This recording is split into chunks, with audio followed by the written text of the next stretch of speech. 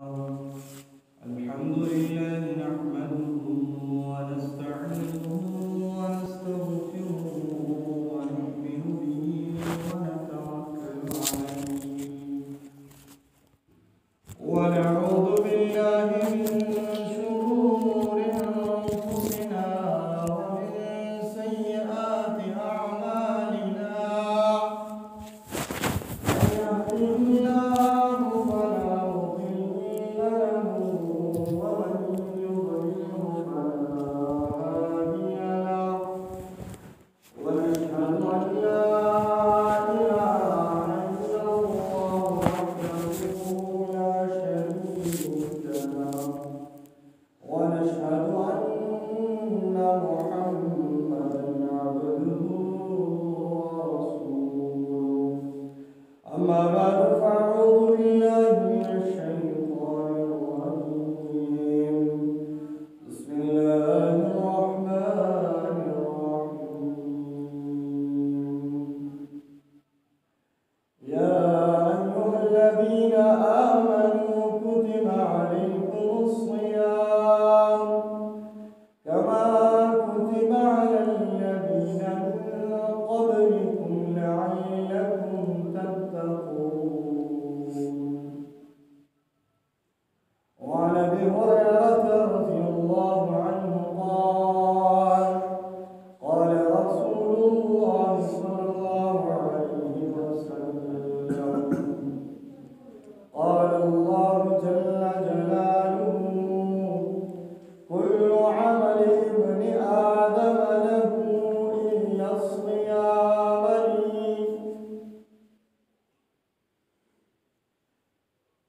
كل عمل ابن آدم له إلا الصيام فإنه لي وأنا أجزي به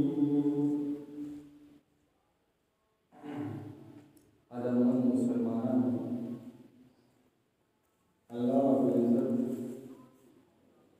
وهم باندې احکامات نازل کړي چې ټیم په ټیم مونږه تر هغه کله ټیم مقامات شي نو هغه حکم مونږ پوره کوو دغه احکاماتو کې یو روژه ده دا د اسلام یو عظیم رکن دی چې فرض کړی شوی ده د امت باندې څنګه چې مخکې امتونو باندې به د هغوی د احوال مطابق د حالات مطابق روژې فرض کېدې روژه یو عظیم عبادت دی او د فرشتو د صفاتو نه ځکه چې د فرشتو حالت هم داسې دی چې خوراک نه کوي د الله حمد و ثنا وایي او خواهش ورسره نه وي دغه شان د روژې د صورت د حال د فرشتو د صورت او د حال سره مخامخ دی یو شان نو دا د فرشتو یو صفت دی چې د اشرف المخلوقات او د امت ته ورکړل شوی دی چې د انسان به د خواهش نه ځان ختموي د خواهش نه به یې ورباندې کېږي او د الله د حکم به پوره کوي او بل حدیث پاک کې راځي ابو هريره سے روایت دی ورسول الله مبارک فرمایي چې الله جل جلاله فرمایي كل عمل ابن آدم له إلا الصيام چې هر عمل چې دی هغه د بني آدم لپاره دی یعنی د دې بدله به دته ملاویږي خو دا روژه الله رب العزت خاص کړه إلا الصيام فإنه لي وأنا أجزي به ځکه دا روژه چې دا روژهدار زما لپاره نیسي او زه به بدله ورکړم خپله نفلي عبادت په فرضو بدلېږي فرض په یو فرضو خو د روژې ثواب چاته باندې د دې انتها ده ځکه الله رب العزت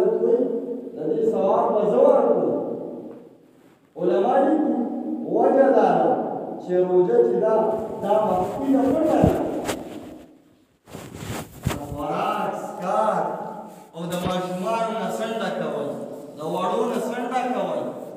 د کور والا نه څنډه کول دا پټ دي د یو انسان خوراک بل ته پته نه لګي د څښاک پته نه لګي نو دا یو پټ عمل دی ریا پکې نه راځي نو دغه وجه ده الله رب العزت وایي چې دا پټ عمل دی نو د دې به بدله هم زه پټه ورکړم نو روژه ډېر لوی عبادت دی او رسول الله مبارک فرمایي صبر چې دی نیم ایمان دی او روژه دا نیم صبر دی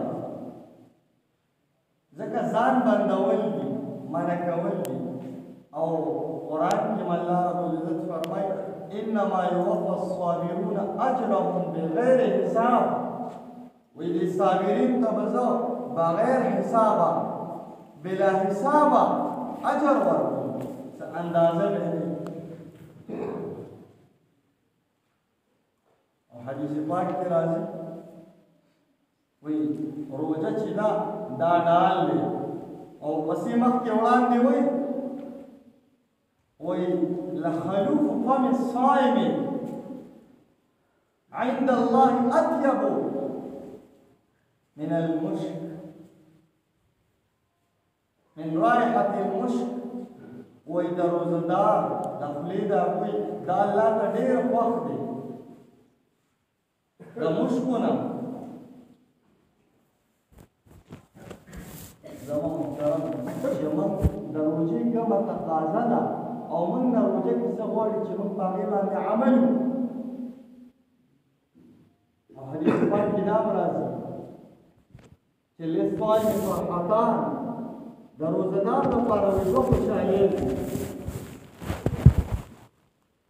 یو هغه ټیم اذا افطر چې کله دې روژه ماتې کوي اصل فطري ده چې انسان ټوله ورځ لوږه تېره کړي او بیا ورته څه میلو شي د خوراک یا هغه ټیم راشي نو طبیعت دا دی او فطرت دا دی دې خوشحالېږي وایي اوس به موږ روژه ماتې کوو او ناشنا ناشنا نعمتونه او هغه د روژه ماتې خپل برکت وي نو یو دغه خوشحالي ده او وایي بله دویمه خوشحالي وایذا لقي ربه چې کله دې خپل رب سره میلو شي نو هغه ټیم چې الله ته کومې بدلې ورکوي او کوم انعامات ورکوي دې به په هغې باندې او حدیث پاک کې راځي وایي په جنت کې یو دروازه ده یقال له الریان چې هغې ته ریان وایي باب الریان او دې باندې با صرف روزدار صائمین دننه کیږي چې کوم د الله د رضا دپاره روژه نیولي او چې کله روزدار ختم شي او دننه شي دا روژه دا دغه به قلوب شي اغلقه بنده بشي دا دروازه ځکه دا هغه خصوصي پروتوکول الله رب العزت روژهدارو ته ورکوي یو خصوصي انعام پې کوي یو ګراوند دی یا یو اعلی ځای دی هغې ته ټول خلک دننه کېږي خو بعضې پکې موږ وایي دا وی آی پي خلک دي اهم خلک دي خصوصیان دي نو هغې هم دننه کېږي او نور خلک هم دننه کېږي خو چېرته په ګڼه ګوڼه کې دننه کېږي په تکلیف کې دننه کېږي او چېرته په راحت او په سکون کې نو دغه شان د جنت څه دی یو خاص دروازه د روژهدارو دپاره چې په هغې به صرف روژهدار دننه او بیا علما وایي مشایخ لیکي چې د روژهدار دپاره د شپږو خبرو احتیاط ضروري دی چې دې د شپږو کارونو خیال وساتي په دې روژه کې هغې کې اول نمبر چې دی هغه د سترګو د خپلې نگاه خیال ساتي چې وایي زمونږ دا نظر چې ته حرام استعمال نشي دا د شیطان د غشو نه وایي یو غش دی او شیطان په نظر کې خپل زهر اچولي نو وایي د نظر حفاظت کوي او وایي چاته چې دا د نظر حفاظت نصیب شو نو دته به د ایمان دومره ښکلی حلاوت نصیب شي چې دی به خپله محسوسوي نو موږ د نظرونو حفاظت دی د نظر غلط استعمال چته ونه شي نوې دور دی مختلف قسمه حالات دي موبایل دي هر قسمه نو موږ د غلطو نظر نه موږ خپل ځان محفوظ وساتو او دویم نمبر چې دی په هغې کې ژبه ده زبان دی مشایخ لیکي وایي د ژبې موږ ډېر حفاظت وکړو ځکه چې هر څه د ژبې نه کي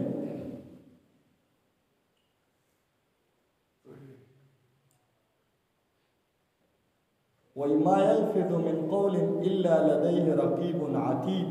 انسان چې څه قول کوي فرشته لګیا ده لیکي د هر یو خبرې به حساب کی نو په ژبه باندې منګه دروغ ونه وایو غیبت ونه کو کنځل ونه کو سپک څیز دی او وایي په جهنم کې به جهنمیان ډېر تنګ بوی به پرې راځي ډېر خطرناک بوی به جهنمیان به وایي دا څوک دي وایي دا فحشګو خلک دي چې کومو کنځلې کول او بدې خبرې به بیانوي جهنمیان به همتې پناه غواړي چې موږ د ژبې حفاظت او ابراهیم ابن میسر رحمت الله علیه فرمای وایي په آخرت کې به وایي دا کوم خلک چې فحش ګوي او بدې خبرې بیانوي وی د دې شکل به د سپو په شان چې موږ د ژبو ډېر زیات حفاظت وکړو او کنځل ونه کړو دروغ ونه وایو غیبت ونه کړو غیبت دا موږ چې کوم ګڼو دا نه ډېرې معمولي خبرې عایشه صدیقه رضی الله عنها زموږ مور بیبي هغه یو پیره د رسول الله مبارک وړاندې وي وایي دا فلانکې ښځه وړوکې قد واله ده رسول الله مبارک ورته وایي دا غیبت دی رسول الله مبارک سره صحابه روان یو دو صحابه غټ صحابه ایو صحابي بل ته وایي وی فلان کې ډېر زیات خوب کوي چې لږ داسې مخکې لاړل پیغمبر علیه السلام سره د خوراک سو هغه صحابي ورته وی موږ له هم راکړه وی تاسو خو ماړه شوي تاسو خو خوړلې ده وی موږ څنګه وخوړه وی تاسو د مسلمان نور غوښه ونه خوړې تاسو غیبت وکړو چې فلان کې ډېر خوب کوي قرآن پاک کې راځي لا یغتب بعضکم بعضا ستاسو نه د بعض خلک د بعض غیبت نه کوي ایحب احدکم ان یاکل لحم اخیه میتا ستاسو کې څوک دا خوښوي چې د یو مرده ورور غوښې وخوري د غیبت نه ځان وساتئ او د دروغو نه ځان وساتئ وی د دروغو نه فرشتې چې دي هغه یو میل فاصله تښتي لرې علماو دا لیکلي دي چې کوم بنده خبرې کوي او د پرنجي راغی نو وی د پرنجي دا د فرشتو علامه ده دا پرنجي چې راځي نو وی پوه شه چې دا صادقه دی او دا رښتینې دی ځکه کو دروغجن وي نو دله پرنجي نه راتلو ځکه د پرنجي نه سره فرشتي راځي او دروغونه فرشتي تختی دا پکې یو نقطه لیکلې ده نو چې دروغ چې دی دوی دا د نفاق د دروازو نه یو دروازه ده موږ د دروغو نه ځان وساتو پیغمبر علیه الصلاة والسلام وایي عایشه رضی الله عنها چې کله شب عروس و د واده شپه وه نو د هغې ملګرو ته د شودو پیاله وړاندې کړه د عایشې رضی الله عنها نو د عایشې بیبي چې کومې ملګرې جنکۍ وې وی هغې وی چې موږ ته حاجت نشته وی پیغمبر علیه السلام ورته وفرمایل چې تاسو دروغ د لوږې سره مه جمع کوئ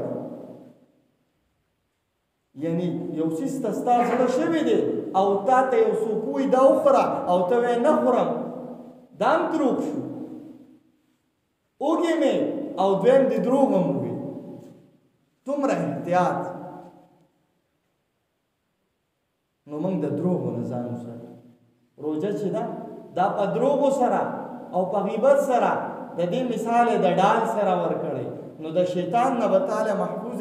چې ته دا کارونه ونه کړي او علما لیکي وایي څنګه چې 11 میاشتې بعد د رمضان روژه راځي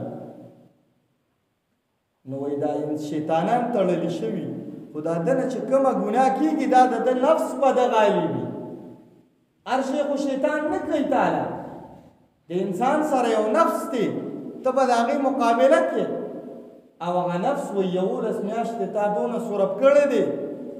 چې اوس په تا غالب شوي دی نو وایي دا خبره کول چې شیطانان خو تړلی شوي دي نو انسان څنګه ګناه کوي نه شیطان خو تړلی دی خو ستا نفس په تا غالب دی سرکش شیطانان ټول وتړل شي د جنتونو دروازې کولو شي نو د انسان نه چې کومه ګناه کېږي دا دی د خپل نفس خلاف کمزوري شوی دی د هغې هغه اثر دی پرې او دریم نمبر وایي درې نمبر چې حفاظت وکړي انسان د خپلو غوږونو دی په روژه کې رسول الله مبارک فرمایي کم کس چې غیبت او چغلي دا اوري دا پشان د کوونکي دی کم کس چې غیبت او چغلي اوري دا پشان د کوونکي دی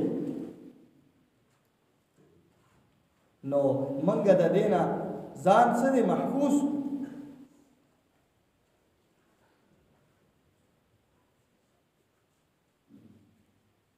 ځکه حدیث پاک کې راځي وایي ډېر روزهدار داسې دي روژه نیسي هغې ته سوا د لوږې او د تندې نه هېڅ نه میلاوي او بعضې لیکي چې غیبت شو دروغ شو چغلي شوه دې سره روژه ماتېږي خو اکثر علما لیکي چې روژه ورسره نه ماتېږي خو د روژې ټول برکت دې ضایع کړو ستا ذمه صرف فارغه شوه نور درته د روژې برکت میلو نه شو او ګناه هم دې وشوه ځکه د غیبت ځان له ګناه ده د دروغ ځان له ګناه ده د چغلۍ ځان له ګناه ده موږ چغلي ونه کړو د یو کس خبره بل ته وړاندې نه کړو د موسی علیه السلام په دور کې ویقات راغی ټول خلک راووتل د استسقا مونځ یې وکړو باران نه کېدو موسی علیه السلام ته الله وحی وکړه چې موسی ستا په دې ډله کې یو چغلخور دی وی موسی علیه السلام خدای پاک ته وویل چې تی راته وښایه چې وی باسو وی الله پاک ورته وی چې زه خپله چغلخور نه خوښوم نو زه څنګه تا ته چغلخوري وکړم تا دې څنګه وښیم موسی علیه السلام ټولو ته وفرمایل چې ټول توبه وکړئ په خپلو ګناهونو باندې ټولو توبه وکړه د هغې نه پس الله رب العزت څه باران قحط ختم شو نو موږ د خپلو غوږونو حفاظت هر قسمه بېهوده خبرو نه موږ خپل غوږونه وساتو څلورم نمبر مشایخ لیکي او علما چې د خپلو اندامونو د لاس پو خیال وساتو دا غلط استعمال نشي زمون خپې غلط ځای ته ور نشي زمونږ د لاس نه ظلم او زیاتي ونه شي، زمونږ روژه کې فرق رانشي. او پنځم نمبر وایي د حرامو اشیاو نه موږ ځان نه، چې کوم حرام څیزونه دي نو په حرام مال باندې موږ روژه نه ماتوو، په حلال باندې ماتوو. او علما لیکي وایي چې حلال هم خورې نو لږ وخوره، هسې نه د روژې ټول اهمیت لاړ شي. پېشمني کې ډېر زیات خوراک مه کوئ چې د روژې دا مشقت ستا د بدن ته راشي چې تا ته پته ولګي. ځکه په روژه کې یو حکمت وایي بل هم دی چې تا سره د غریب احساس وشي. او وایي څه به احساس د چا د اوښکو وکړي چا چې په ټول عمر ژړلي دي. د ژړا احساس خو به هغه چاته کېږي چې څوک وژاړي، نو د لوږې احساس خو به هغه چاته کېږي چې هغه ته خو څه لوږه راشي که نه. نو چې موږ پېشمني کې هم دومره وخورو چې ماښامه پورې راته ډول پته لګي نه، او ماښام هم دومره وخورو چې بیا نه تراویح کولی شو نه عبادت کولی شو، نه لږ خوراک. علما وایي د ماښام دا خوراک ځکه چې د شپې ته خوب وکړې او بیا په پېشمني ته راپاسې تهجد وکړې، ځکه دا یو سیزن دی. الله پاک وایي راضي کې تاسو منګه الله ته ځان حواله کړو، او چې الله ته موږ ځان حواله کړو الله رب العزت به زموږ ټول کارونه سم. د عمر رضی الله عنه دور، عمر رضی الله عنه یو سړی ولید، هغه سره یو زوی و. زوی بالکل خوبه خوب پلار ته یو شان تللی و، بچی و. عمر رضی الله عنه وی ناشنا دغه یې نه دا زوی بالکل تا ته تللی دی. پلار یې ورته وی د دې نه هم درته ناشنا خبره وکړم؟ ویا وکړه. وایي زه په سفر تلم، زما واړه بیمار و، په ګېډه باندې ماشومان و. وایي زه چې لاړم او د سفر نه چې سفر باندې کله تلم نو وایي ما ته کور والا وی چې زما به څه کېږي؟ وایي ما ورته وی چې استودع الله فی بطنک، زه د الله په حواله کوم هغه څه چې ستا په ګېډه کې دي. وایي زه لاړم چې سفر نه رالم، وی خلکو وی چې ښځه دې وفات شوې مړه شوې ده. و یو شپه ناست وم او چې ما وکتل نو وی مخامخ بیا رڼا خته. وی ما تپوس وکړو، خلکو ما ته وی چې قبر هغې ځای کې دی. وی زه لاړم، وی ما وی چې زما ښځه خو ډېره نیکه وه، مونځ به یې کو، عبادت به یې کو. وی ما قبر راوسپړو چې هغې کې مو کته یو ډیوه بله وه او هغې سره یو ماشوم و، هغه ورسره لوبې کولې. وایي ما ته یو اواز راغی چې بنده ای فلانکیه کو چېرته تا د خپله بیبیم زما حواله کړې وه نو نن به درته هغه هم صحیح سلامته میلو شوې وه، نو صرف دا بچی دې دی تا دا زما په سپورټ کړی و، زما حواله کړی دی، دغه بچی دې دی بویده. زما محترم دومره الله د هغې خیال ساتي، بیا دومره علاج ساتي. وجه څه وه؟ د الله په امان کړی وه، د الله حواله کړي وه هر څه. نو چې موږ هر څه د روژه کې پرېږدو یو طرف ته کړو او خپل الله راضي کړو، خپل ځان موږ الله ته پېښ کړو. او شپږم نمبر څیز مشایخ چې کوم ذکر کوي، نو مشایخ وایي شپږم نمبر چې دی د افطار نه بعد وایي دا امیدي او دا غمي تا سره چې زما دا روژه به قبول شوي که نه. ما خو روژه ونیوه، لوږه مې تېره کړه، تنده مې تېره کړه، خو زه د دې قابل یم چې دا به قبول شي که به نه شي. په دې امید باندې څه دی، په دې یره کې سړی. زما محترمو د دې شپږو خبرو چې موږ په روژه کې خیال کړو. ځکه حسن بصري رحمت الله علیه فرمایي وایي زه د اختر په ورځ ووتم، وایي ما وکتل وایي څه ځوانانو لوبې یې کولې،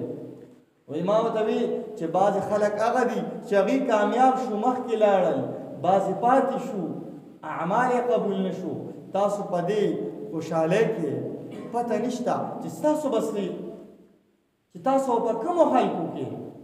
ستاسو د عبادت به قبول شوي او که نه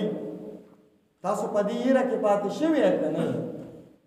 زما محترمو د روژې مبارکه میاشت ده موږ عبادت تلاوت ځان له یو روټین جوړ زه به دومره تلاوت کوم زه به دومره ذکر کوم قرآن نه راځي خو دونه ذکر به کوم موږ الله رب العزت څه دي راضي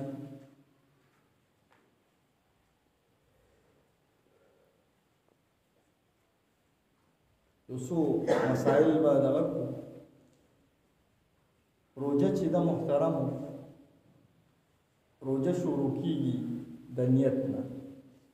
د روژې دپاره نیت ضروري دی بیا د نیت درې قسمونه دي یو دا چې په ژبې ووایې بل دا دی په ژبې ونه وایې په زړه کې وکړې او بل دا دی چې په ژبه م ووایې چې زما روژه به نیسمه او په زړه کې هم دې نیت وکړې نو په دې درې واړو طریقو کې یو طریقه چې دا هغه ټیک نه ده چې صرف په ژبه وي او په زړه کې دا ډول نیت نه چې په ژبه دې وي او د زړه نیت دې نه نو یو عمل یوازې دا نه روژه د دې نه علاوه یو عمل دې نه قبلي چې نیت دې نه کړی چې هغې کې نیت ضروري وي داسې عمل چې هغې کې نیت ورې ضروري وي نو علما لیکي ښه خبره دا ده سړی په زړه کې هم داسې قصد او اراده وکړي او په ژبه هم وایي ځکه موږ د پټو او د کټو خلک یو اکثر څه دي پټي کې ګیا کوو یا خپل څاروي سره یا بازارونو کې یو نو چې راشي خو سړی مونځي او کوارسي خو چې د ژبې او د زړه نیت وشي دا ډېره بهتره ده دې سره توجه برابرېږي خو یو سړی دې په ژبې هېڅ ونه وی او په زړه کې ده چې سبا مې روژه ده بلکل ټیک ده د زړه نیت فرض دی او د ژبې مستحب دی خو چا په ژبه ونه وي بلکل ټیک ده د زړه نیت ضروري دی د ژبې نیت ضروري نه دی یو سړی د شپې نیت وکړو د روژې ولا 3 بجې د پېشمنۍ وکړو او 4 بجې بیا وږي شو یا په کم 4 بجې خو اذان کېږي 3 بجې وکړو 3 نیمې یا یې اوبو ته زړه وشو نو بالکل د نیت نه پس هم دی د اذان د صبح صادقه پورې چې تر څو د سهار ټیم داخل شوي نه هر څه خوړی او څکلی شي دا اغلاط العوام نه ده چې یاره ما نیت کړی او روژه مې بنده کړی اوس به څه خورم او که نه تر څو چې پېشمنۍ ټیم کم ټیمه پورې دی ته خوراک هم کولی شي څښاک هم کولی شي هر څه کولی شي دا پکې نشته چې ما روژه بنده کړه بس اوس دی نه پس خوراک نه کېږي نه دا غلطه مسله ده چې هر چاته علم دی خو داسې مسله نه ده یو سړی دی د سره نیتونه کړو سهار راپاڅېدو د شپې نه خو ده چې روژه نه نیسم په پټه د الله نه غلا کوي سهار یې وی چې دا خو ډېره بده خبره ده ټول مخلوق روژه دی 11 میاشتې بوزونه او اوس د الله نافرماني کومه او سهار 8 بجې دي بالکل دې نیت دی وکړي خو چې خوراک یې نه کړی د سهارې نیت دی وکړي روژه بیا هم کړي یو مسله ده په روژه کې د نصف النهار شرعي نه مخکې نیت کولی شي فرضي روژه کې هغه به څنګه عمده مسله ده کومه چې ما وکړه د سهار چې کم ټیم داخلېږي د هغې نه واله د ماښام اذانه پورې دا ټیم به راوالې مثال په طور به درته ووایم د سهار 6 بجې مثال په طور اذان دی او د ماښام هم مثال په طور 6 بجې اذان دی دا ټیم چې په منځ نیم کې نو 12 بجې راځي د 12 نه مخکې کو یو کس په روژه کې نیت وکړو او د شپې نه نو کړی روژه کېږي خو د 12 نه مخکې د نور راختلو نه ویم ګورې د سحر راختلو او د نور پرېوتلو دا ټیم به په منځ نیم کې د دې نه مخکې کو چا روژې نیت وکړو نو روژه کېږي بله د نور د پریوتو نه مخکې 15 منټه یا 10 منټه مخکې کو خطا شو روزه ماته کړه نو روزه نه ده شوې خو هغه مولا خطا شوی نو د روزه نه کیږي دا کوم کس چې روزه ماته کړې ده دی به واپس قضا وکړي نو د ټیم احتیاط کوي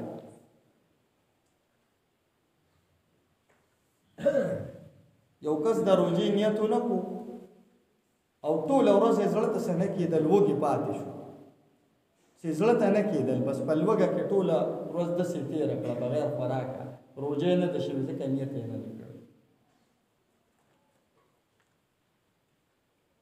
د پښمني په ټیم کې یو سړي نسوار واچو یا پانې خولې کېښې دی او اوده شوی دی خوب ولا ورغلی دی او سهار اذان شوی دی راپاڅېد او په خوله کې نسوار یا پان روژه نه ده شوې لاړې به یې تېرې شوي خامخا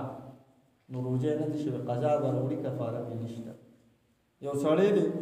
پاکې حالت کې نه دی ناپاکې حالت دی او د سار دونه ټیم دی چې دی په کیله پښمني کولی شي ګینې اذان پې وایي خپل پښمني دی چې پښمني نه بعد دې څه دی خپله پاکي راولي خپل حالت ته دی راشي مسلسل روجې دي لکه دا د رمضان چا یو پیریم نیت وکړو چې زه ټول رمضان روجې به نیسم په ساره ورځ والا نیت ضروري نه دی د ده نیت شوی دعا وکړئ الله پنځه بجې به مونږ انشاءالله لوسپیکر باندې شاید داسې نیمه ګنټه بیانو مازدیګر 15 بجې روزانه دعا وکړو وفضل والإسلام وصلى الله سنة